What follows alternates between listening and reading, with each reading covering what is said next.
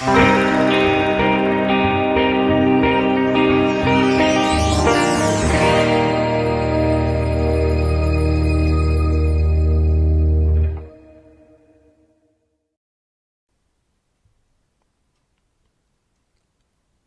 ser humano ha estado rodeado de radiación desde antes de su creación. La radiación ionizante es parte del universo desde la misma concepción del universo, desde el Big Bang. De modo que todo ser viviente, al menos sobre la Tierra, ha estado, está y seguirá estando sometido a radiación ionizante. De modo que existen mecanismos biológicos, fisiológicos, normales, que permiten la vida, tal como la conocemos, en un ambiente con radiación. Así estamos expuestos a rayos cósmicos, a radón que está en el aire, especialmente en este siglo XXI, donde vivimos en construcciones basadas en concreto, que provienen de piedra molida, y por lo tanto hay gran cantidad de uranio. Bueno, son trazas de uranio, pero finalmente decae a radón y ese radón se respira. Hay agua radiactiva que emana de los manantiales, la comida y todo lo que existe sobre la Tierra es en alguna medida radiactivo. Todos los elementos tienen isótopos radiactivos y estamos nosotros mismos hechos de isótopos radiactivos. Toda esa radiación, que es la que conocemos como background, todas esas dosis de radiación, son parte de la vida. Sin embargo, en nuestra vida moderna hemos agregado fuentes de radiación a las cuales el ser humano ni otras especies están preparadas para soportar esas dosis, como los viajes en avión a muy alta altura, donde la radiación cósmica es mucho mayor, por contaminación por las pruebas nucleares, por las plantas nucleares, agua radiactiva utilizada también en las plantas nucleares y sobre todo radiación por el radiodiagnóstico y la radioterapia. Es importante que entiendan que esta fuente de radiación artificial, la de radiodiagnóstico, que es igual a unos 200 millones de procedimientos por año en el mundo, es una dosis de radiación que es más allá del background y para lo cual nuestras células, nuestros sistemas de reparación no están preparados. Por eso es tan importante evitar irradiar de más o innecesariamente a cualquier persona. Cuando vemos esta imagen, recordamos la Segunda Guerra Mundial, la bomba atómica, radiación, grandes cantidades de radiación, muerte. Y asociamos la radiación en general, la población en general asocia radiación con destrucción y muerte. Y la verdad que desde esa fuente de radiación proviene todo el conocimiento que tenemos acerca de los efectos biológicos de las radiaciones, o la mayoría de lo que sabemos proviene de estas fuentes de irradiaciones agudas y a gran escala. Por ejemplo, las bombas de Hiroshima y Nagasaki, que dejaron más de 100.000 muertos instantáneos al momento de su explosión, son la única fuente real de irradiación sobre seres humanos. En el bombardeo que se hizo sobre Japón con las bombas nucleares, hubieron 100.000 muertos de manera instantánea. Se estudiaron 86.000, más de 86.000 sobrevivientes. Se esperaba que hubiese una tasa, una cantidad o una frecuencia de cáncer de unos 21.600 casos. Sin embargo, se observaron más de 22.000. O sea, hubo un incremento real de más de 400 casos de cáncer más allá de lo esperado. De modo que es evidente que la radiación indujo una tasa de cáncer más allá de lo que se tenía hasta ese entonces. La mayoría de nuestro conocimiento entonces vienen de los efectos que provocaron las exposiciones agudas y únicas. No tenemos datos sobre seres humanos para exposiciones crónicas y fraccionadas. Esos datos provienen de algunos experimentos in vitro en cultivos celulares o en animales inferiores. Desde este punto de vista, tomando en cuenta que la mayoría de los conocimientos que tenemos provienen de exposiciones agudas y únicas, podemos encontrar los siguientes efectos. Efectos letales, donde el tiempo de sobrevida y la forma de muerte van a depender de la dosis que se haya administrado. Obviamente, a mayor dosis, el tiempo de sobrevida es más corto y la forma de muerte es más cruenta. Existe un síndrome conocido como síndrome prodrómico por radiación. El término prodrómico hace referencia a aquellos signos y síntomas que anuncian la llegada de una patología antes de que la patología se manifieste. Este síndrome prodrómico por radiación aparece muy rápidamente post-irradiación, es persistente en el tiempo y se mezcla con otros síndromes. El síndrome cerebrovascular aparece con altas dosis, hablamos de más de 100 Gray de una sola vez. La muerte sobreviene rápidamente, en 24 horas o 48 horas como máximo. Y lo que ocurre en la persona es un colapso total neurológico y cardiovascular. El síndrome gastrointestinal, ocurre con dosis intermedias, no tan altas como 100 Gray, pero sí entre 5 y 12 Gray.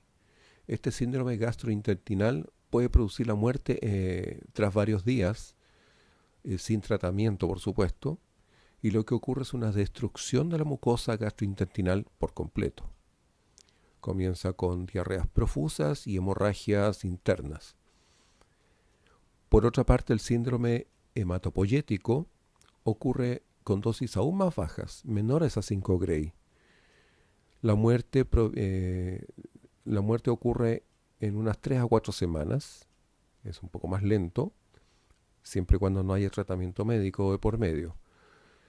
Y los efectos en los órganos hematopoyéticos son principalmente la muerte por depresión de células madre para la autorrenovación de los tejidos hematopoyéticos. Por otro lado, la LD50 o dosis letal 50 en hombre en el ser humano me refiero, es alrededor de 4 Gray sin cuidados médicos significativos. ¿Qué significa LD50? Es la dosis letal en el 50% de los individuos expuestos. Es decir, yo irradio una población de personas con 4 Gray y la mitad de esa población va a morir en un lapso de tiempo determinado. En esta imagen podemos ver cómo se esquematiza lo anteriormente dicho. Aquí vemos una escala de dosis hasta 12 Gray y en esta zona vemos de color celeste individuos sin tratamiento. La zona pintada de verde corresponde a la LD50 y que se encuentra en torno a los 4 Gray, como recién vimos, sin tratamiento. Pueden aplicarse antibióticos, transfusiones y cuidados de enfermería. Sin embargo, con antibióticos y cuidados de enfermería fuertes, con un fuerte cuidado médico, la LD50 sube hasta casi 8 Gray. ¿Eso qué significa? Que Si se tienen los cuidados médicos adecuados, para conseguir la muerte de la mitad de la población se requiere más dosis. Sin cuidados de enfermería adecuados, la dosis es tan baja como 4 Gray. Hay efectos tardíos. Por ejemplo, si el daño celular no es adecuadamente reparado, como hemos visto que ocurre en los casos de roturas doble de cadena, entonces en caso de células germinales ocurren mutaciones que traspasan a la descendencia. Pero si estos daños no reparados ocurren en las células somáticas, tenemos cáncer. Son efectos tardíos porque tardan años e incluso generaciones en el caso de células germinales dañadas. Por otra parte, tenemos los efectos estocásticos, que son efectos genéticos y carcinogénicos. Es decir, están relacionados con los genes y son capaces de generar cáncer. No tienen un umbral de dosis conocido. Eso significa que un efecto estocástico puede aparecer con cualquier dosis, tan baja incluso como una radiografía de tórax o una radiografía de cráneo. No existe un umbral conocido.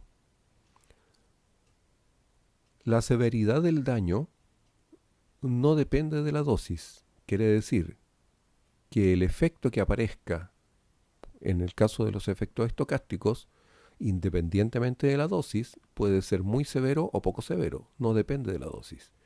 Eso sí, la probabilidad de que ocurra aumenta con el aumento de la dosis. A mayor dosis es más probable que aparezca el efecto estocástico. Por otro lado, los efectos determinísticos o no estocásticos, también se llaman así, sí tienen un umbral de dosis. Por ejemplo, las cataratas. Se necesita un cierto umbral para que aparezca la catarata. Por debajo de ese umbral no existe el efecto. La severidad sí depende de la dosis. Mientras mayor sea la dosis, más severo es el efecto que aparece. Usualmente se requieren grandes dosis para inducir mutaciones y cáncer en estos casos. Aquí vemos una imagen de cataratas radioinducidas por la explosión atómica en Hiroshima y Nagasaki. En este caso es el Instituto de Nagasaki. La catarata aparece entre 3 meses e incluso 10 años después del bombardeo. Requiere una dosis umbral mínima. En cuanto a los cambios genéticos, pueden ocurrir mutaciones, que son cambios en la estructura del ADN. Puede ser por pérdida o por ganancia de bases nitrogenadas. Estos cambios no se reparan, son cambios permanentes. Ya dijimos antes que en la mayoría de los casos los daños producidos en el ADN se reparan correctamente. Pero cuando no es posible repararse y la célula es viable, entonces hablamos de una mutación. Por eso decimos que las mutaciones son cambios permanentes. Y para que ocurra este cambio, no hay un umbral conocido de dosis de radiación. ¿Cómo se ha determinado? Se ha determinado en animales completos, como por ejemplo irradiando Drosophila melanogaster, o haciendo experimentos en ratones. Se han inducido mutaciones y se ha visto que varía dependiendo del LOCI. Hay efectos que tienen que ver con la tasa de dosis, es decir, no solo la cantidad de radiación, sino la velocidad a la cual se imparte esa radiación, tasa de dosis. Hay diferencia entre los sexos de la Drosophila. Los machos son más sensibles que las hembras. Y hay diferencias entre cepas o razas de este tipo de mosca. Las mutaciones en locus específicos en cultivos celulares también se ha visto que son distintos. Por lo tanto, los cambios genéticos, como las mutaciones, no siguen un patrón estable. Depende de muchos factores. Por ejemplo, y solo a modo de ejemplo, mutaciones en un locus específico, el HPRT, que es la hiposantina fosforibosiltransferasa, que es una enzima que está involucrada en el metabolismo de las purinas. Cuando este gen se muta, está asociado a varias enfermedades. Es un gen de 34 kilobases, está ubicado en el cromosoma X y la mutación es inducida por delesión, que como ya vimos es uno de los tipos de mutaciones cromosómicas, estructural. Las aberraciones cromosómicas radioinducidas más importantes se resumen en esta tabla, en este cuadro, donde, por ejemplo, vemos dos tipos de cromosomas normales y donde se pueden apreciar aberraciones cromosómicas como la delesión terminal o intercambios intracromosómicas, aberraciones cromatídicas, y en el caso de estos dos cromosomas se pueden dar intercambios intracromosómicas. Por ejemplo, aquí vemos un cromosoma dicéntrico, tiene dos centríolos, cromosomas dicéntricos, o intercambio de cromátidas. ¿Ok? En base a estas aberraciones cromosómicas radioinducidas, que están muy bien estudiadas, es posible hacer dosimetría citogenética, es decir, estimar la dosis mediante la cuantificación de aberraciones cromosómicas en linfocitos de sangre periférica. Aquí vemos imágenes de un cariotipo en metafase, donde observamos algunos cromosomas dicéntricos. Y en la otra imagen vemos una placa con micronúcleos en células binucleadas, que ya lo analizamos antes. Ahí vemos cómo hay un cromosoma dicéntrico y ahí vemos un micronúcleo muy claro en el citoplasma, en una célula binucleada. La dosimetría citogenética se basa en la capacidad que tenemos para determinar cuál es la frecuencia de aparición de un efecto, por ejemplo, la formación de cromosomas dicéntricos o la aparición de micronúcleos, dependiendo de la dosis versus frecuencia de dicéntricos o micronúcleos. Previo a hacer el estudio o la dosimetría, se construyen curvas de calibración en linfocitos irradiados in vitro. Es decir, se saca sangre de un individuo sano, se separan los linfocitos, se cultivan y se irradian con distintas dosis, para luego contar cuántos cromosomas dicéntricos o cuántos micronúcleos aparecen dependiendo de la dosis administrada. Aquí vemos cómo la curva va ascendiendo a medida que sube la dosis. Las otras dos líneas corresponden a los más menos o a la división estándar. Igual situación se observa en la tabla en el gráfico de micronúcleos.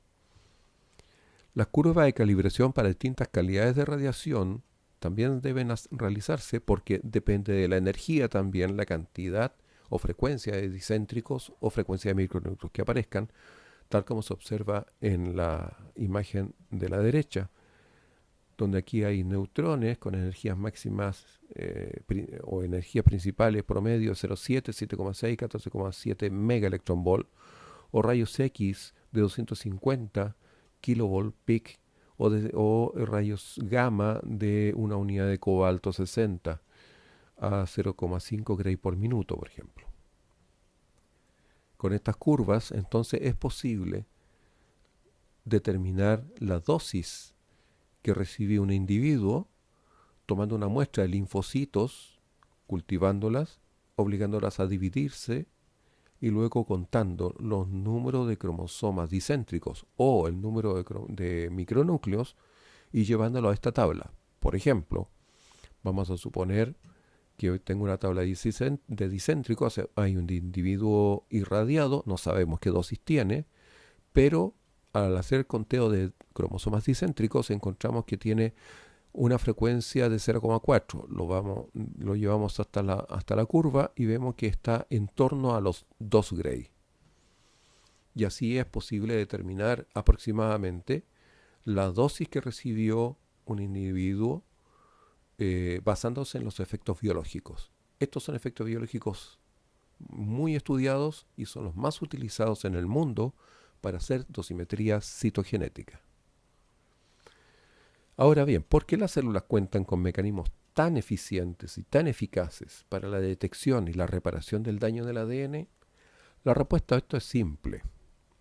porque existen naturalmente fuentes endógenas, o sea, propias del cuerpo humano, y exógenas, por ejemplo, radiación cósmica, que pueden alterar el ADN celular.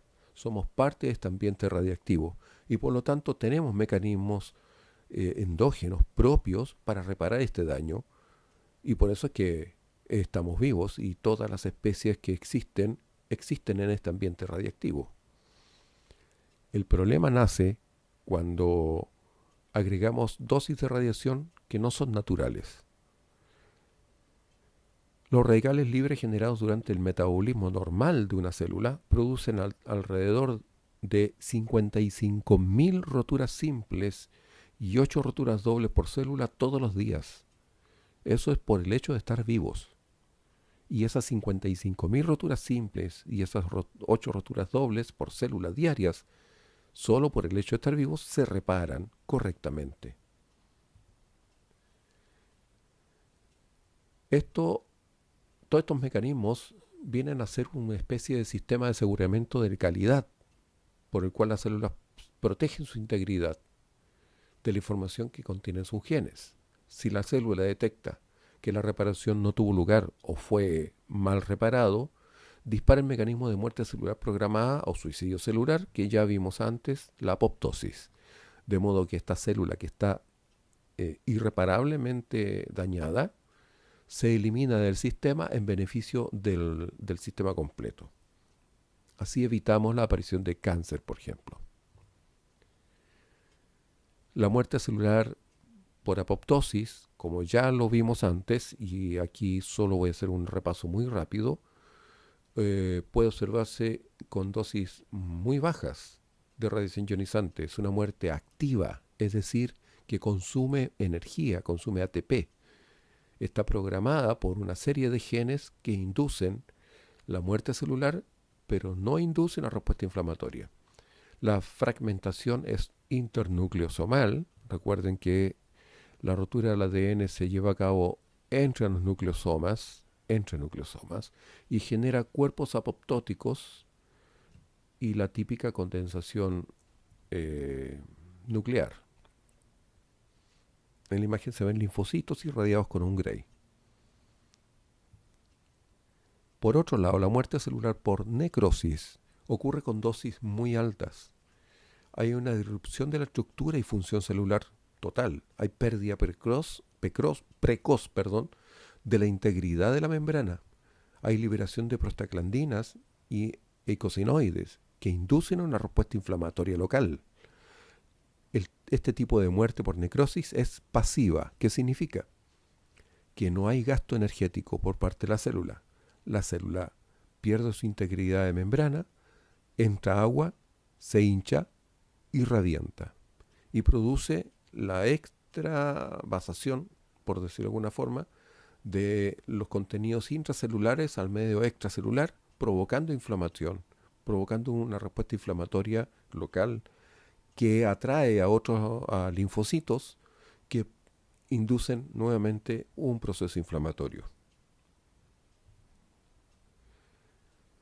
A modo de recordatorio, la ley de Bergoni-Tribondeau de 1906, sobre la cual se basa prácticamente todo el conocimiento radiobiológico sobre radiosensibilidad, dice que las células son más radiosensibles cuanto menos diferenciadas estén, es decir, células más cercanas a una célula madre son más sensibles a la radiación que si son células bien diferenciadas. Y son más radiosensibles cuanto mayor sea su actividad proliferativa. Entonces, un tejido que prolifera rápidamente, como el tejido epitelial, por ejemplo, un intestino delgado o el esófago, va a ser más sensible a la radiación que el tejido nervioso, que tiene células además bien diferenciadas y prácticamente con cero actividad proliferativa. Eso no quiere decir que no se pueden destruir con radiación, pero las dosis necesarias para destruirlas son muy altas, a diferencia de las células poco diferenciadas y con alta tasa mitótica, que requieren dosis mucho más bajas para destruirse. Entonces, los efectos biológicos de las radiaciones ionizantes dependen de la dosis, es decir, la energía impartida al medio biológico, dependen de la tasa de dosis, es decir, la velocidad a la cual se administra esa cantidad de energía, porque no es lo mismo entregar 10 Gray de una sola vez en un par de segundos que entregar los mismos 10 Gray esparcidos durante 10 meses. El efecto final, el efecto biológico, no será el mismo. También depende del fraccionamiento, es decir, mientras más pequeñas sean las fracciones de dosis impartidas, menor será el daño impartido sobre ese tejido. Depende del tipo de radiación. No es lo mismo irradiar con partículas alfa, que tienen un peso muy alto, tienen masa y tienen carga, que irradiar con rayos X, por ejemplo, o rayos gamma, que no tienen masa, no tienen carga y son solo ondas. También es muy importante tener en cuenta el volumen irradiado. Mientras mayor sea el volumen, mayores efectos encontraremos tras la irradiación. Por ejemplo, si yo irradio con medio Gray una mano, lo que más podría esperar es un leve enrojecimiento de la piel. Pero si yo irradio con medio Gray a corta distancia, a una alta tasa de dosis, al volumen completo, es decir, a todo el cuerpo, lo más probable es que consiga una depresión de células sanguíneas en la médula roja, en la médula ósea, perdón, y traiga como consecuencia en unos pocos días la muerte de la persona. Y es la misma dosis, medio Gray, pero depende del volumen irradiado. Mientras más grande el volumen, mayor efecto. Y la jerarquía vital del tejido irradiado, es decir, la capacidad proliferativa o mitosis futuras que tenga ese tejido. Aquí vemos cómo la tasa de dosis provoca cambios en la fracción de supervivencia, que es un efecto directo de la radiación. En primera instancia, vemos como el efecto de la tasa de dosis debido a la proliferación celular, vemos que si tengo, si tenemos cero dosis, cero Gray, voy a obtener el 100% de las células vivas. A medida que aumenta la dosis, comienza a decaer las células que sobreviven, provocando primero un hombro y luego una caída brusca. Si nosotros extrapolamos esta primera parte de la curva de supervivencia, vemos que esta zona depende directamente del daño inducido, daño letal sobre las células, y que depende de la tasa de dosis, depende de la proliferación celular. Por otro lado, si vemos la segunda parte de la curva, esta parte recta, vemos que con respecto a la parte, a la anterior recta inicial, hay un ángulo diferente y tiene que ver con el efecto producido por la reparación correcta de los daños subletales, es decir, el efecto de la tasa de dosis debido a la reparación subletal del daño. Yo sé que es complicada esta parte, pero la vamos a ver con detalle para la tercera unidad. En el caso del fraccionamiento, influye de la siguiente forma. Vamos a imaginar que aquí tengo un dosis en unidades arbitrarias de dosis de radiación, Gray por ejemplo, y la fracción de supervivencia celular en este eje. Aquí vemos el 100% de las células que están vivas con cero dosis, cero Gray.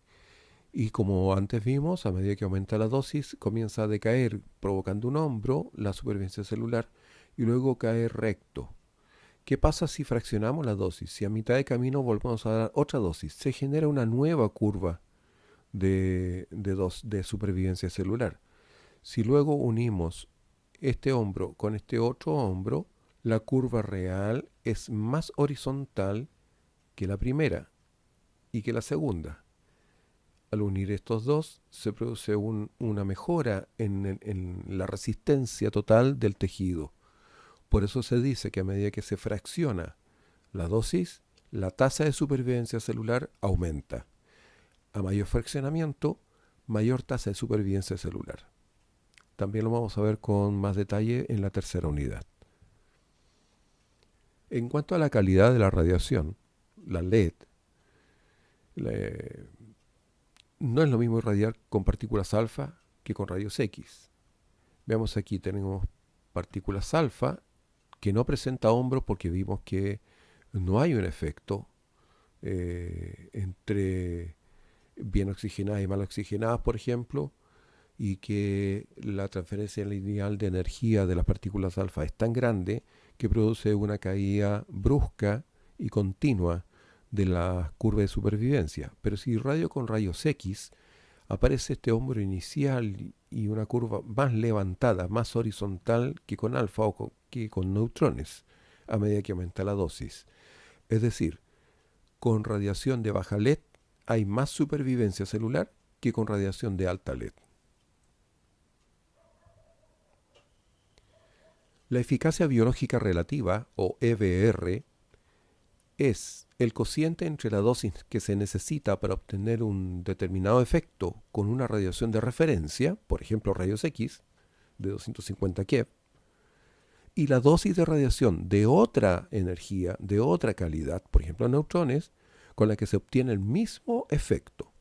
Es un efecto biológico relativo. ¿Relativo a qué? Relativo a una dosis de referencia. Aquí tenemos la dosis de referencia, que es la dosis necesaria para conseguir un efecto X. Yo que sé, por ejemplo, una tasa de sobrevida del 50%, o una frecuencia de micronúcleos de X cantidad por cada 100.000 células, un efecto biológico cualquiera, la dosis necesaria para ese efecto dividido por la dosis necesaria para conseguir el mismo efecto, pero con otra radiación, con otro tipo de radiación, con otra calidad de radiación. Los efectos determinísticos de las radiaciones ionizantes.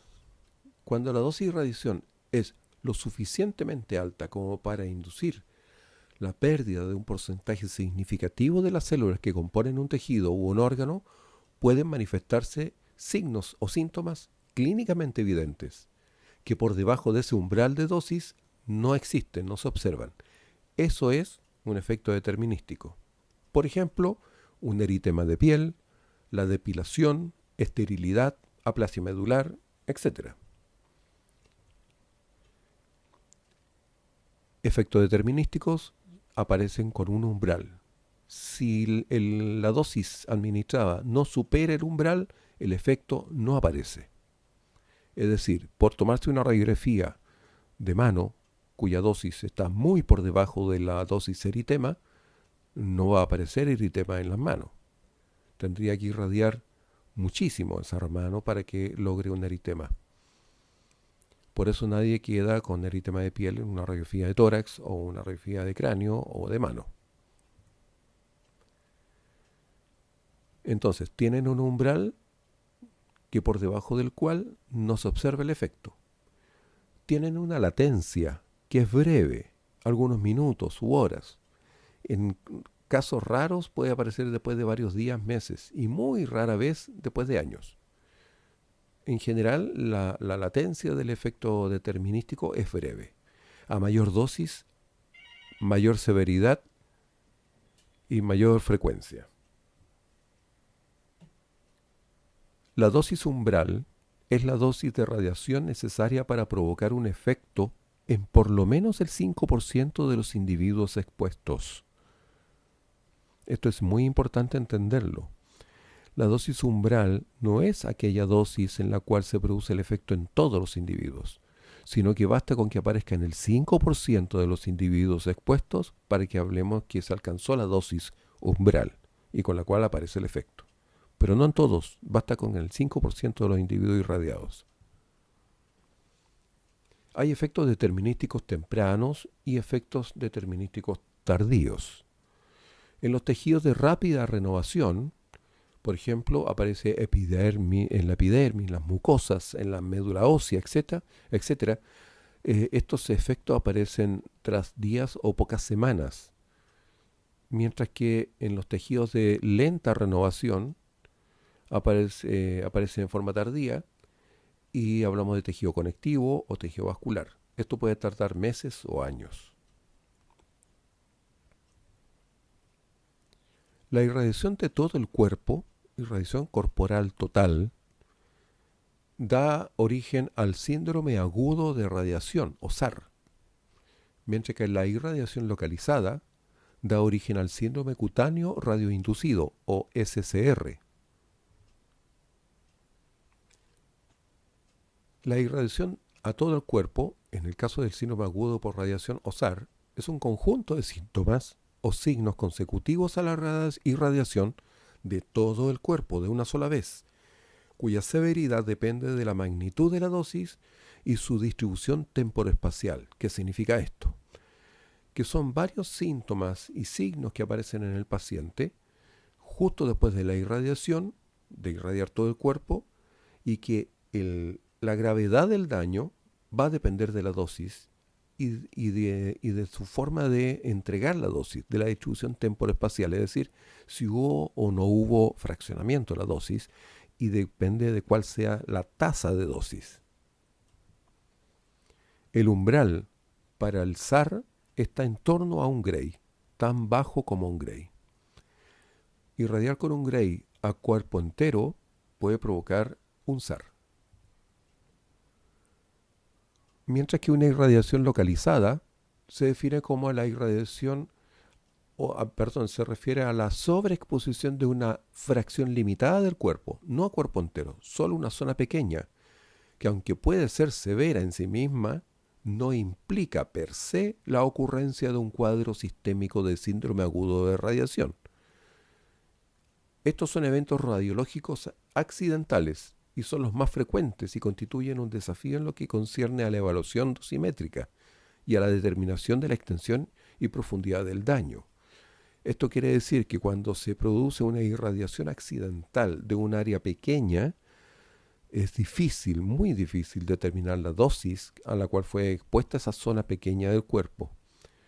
Es difícil también predecir la extensión y qué tan grande o qué tan grave será el daño producido, porque no hay datos de este tipo. Los datos que tenemos provienen de irradiaciones agudas a todo el cuerpo, a cuerpo entero, provenientes de las explosiones de la Segunda Guerra Mundial, las bombas atómicas y de accidentes como Chernobyl.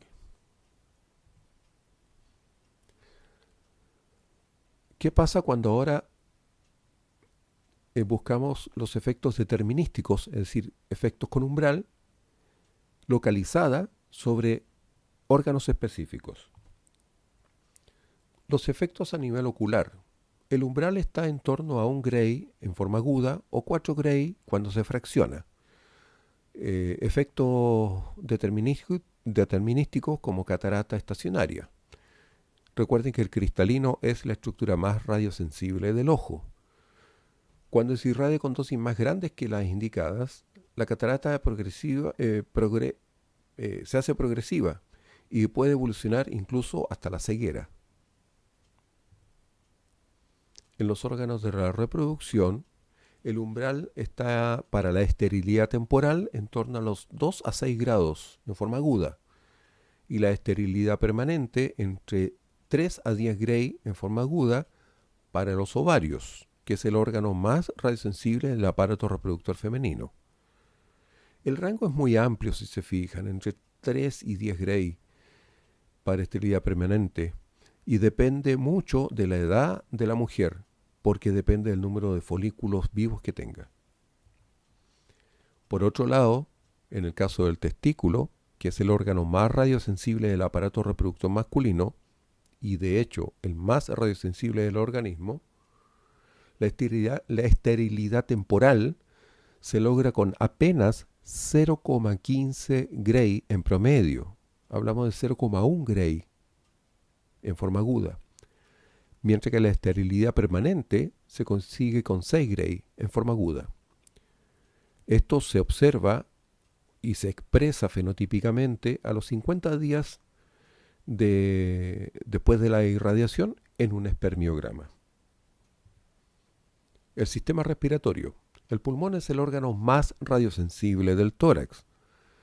La DL50, es decir, la dosis letal para que el 50% de los individuos irradiados muera, y en este caso las células pulmonares mueran, está entre 8 y 10 Gray.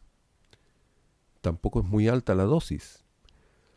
La neumonitis aguda intersticial provoca tos, fiebre, radiografía con opacidades difusas. Puede evolucionar hacia una fibrosis pulmonar varios meses después, generando una insuficiencia respiratoria.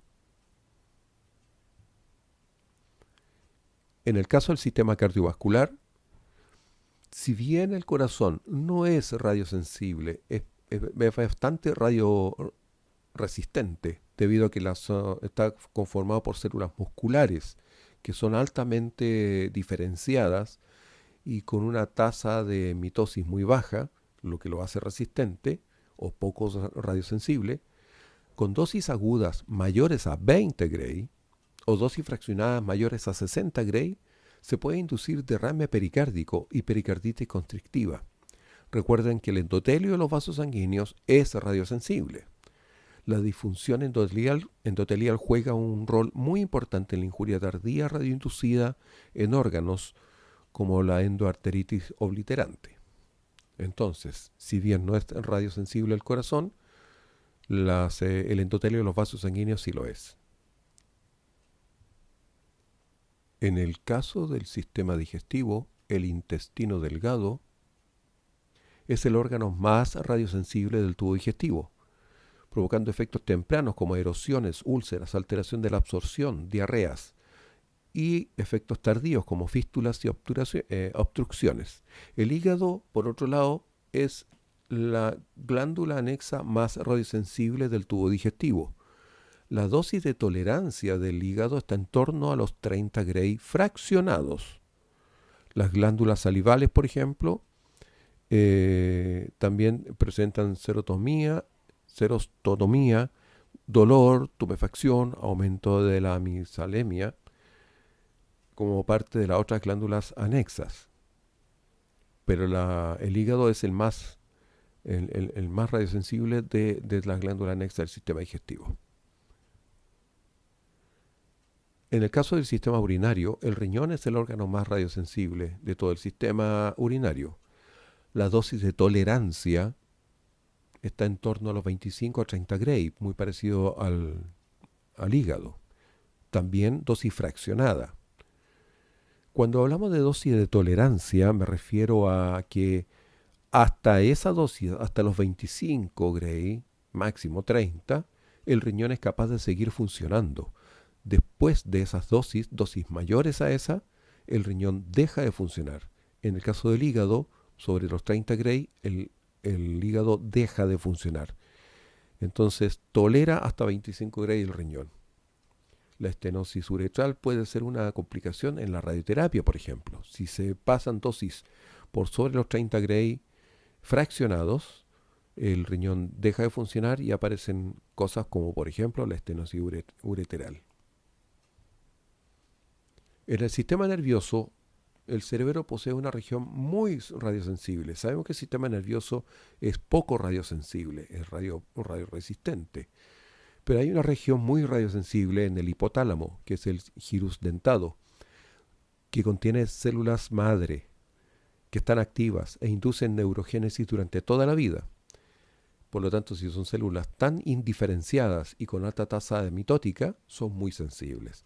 Dosis bajas, entre 1 a 2 Gray, pueden alterar el trazado del electroencefalograma y pueden inducir trastornos funcionales. Con dosis tan altas como 55 o más Gray fraccionados, se produce necrosis celular, alteraciones de la memoria y del aprendizaje. La médula espinal, con dosis de tolerancia de hasta 40 Gray fraccionados, es muy dependiente del volumen irradiado, es decir, irradiar toda la médula espinal no provoca el mismo daño que irradiar solo un volumen pequeño de la médula, tal como lo vimos en unas diapositivas anteriores.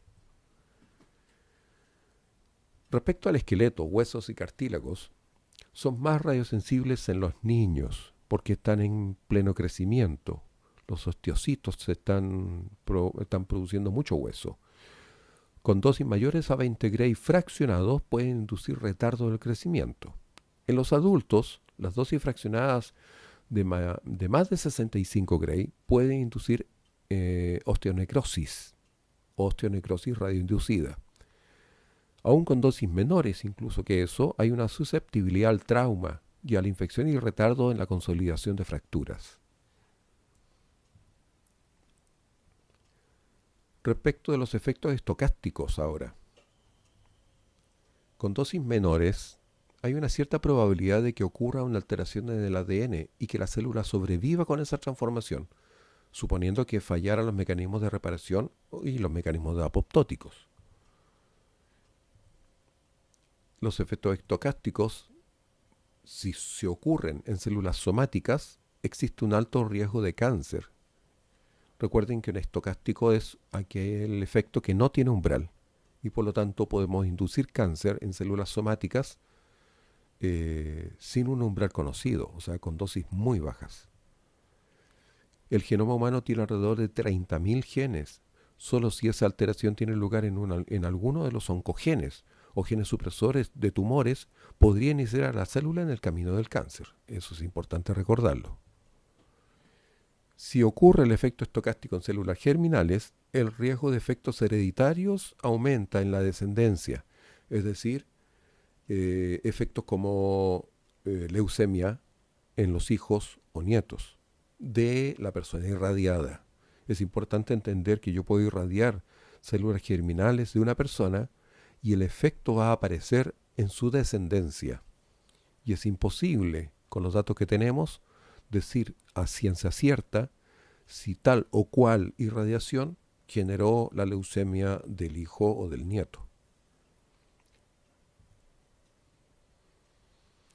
Los efectos estocásticos entonces no tienen umbral, tienen un largo periodo de latencia, incluso de años, y está claro que a mayor dosis, mayor probabilidad de ocurrencia.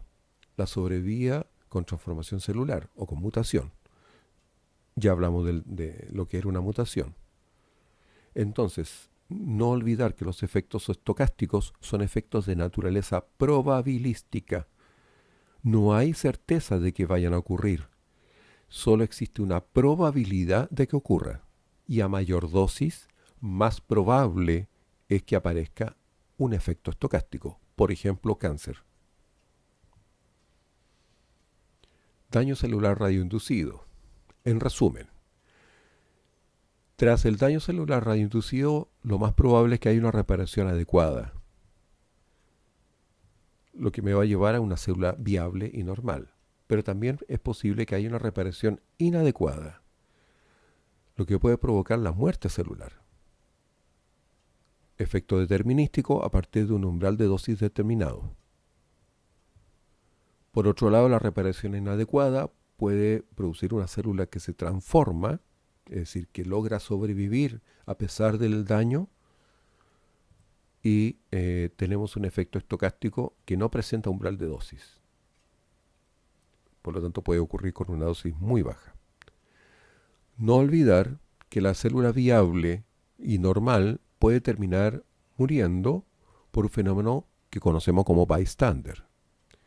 O bien, esta célula viable puede transformarse por el mismo fenómeno, terminando igual que una célula transformada. Para resumir la escala de tiempo, la interacción de la reacción con la materia provoca cambios físico-químicos, reacciones químicas y señalización intracelular y efectos biológicos. De manera que los primeros ocurren muy rápido y los últimos puede tomar décadas.